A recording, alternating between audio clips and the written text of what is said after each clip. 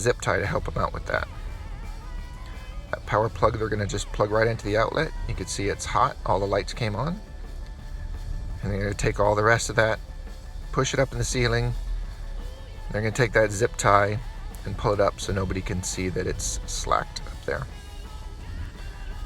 And that's it. You've got it done. You've got your chandeliers hanging at Lowndes Grove with a tent liner.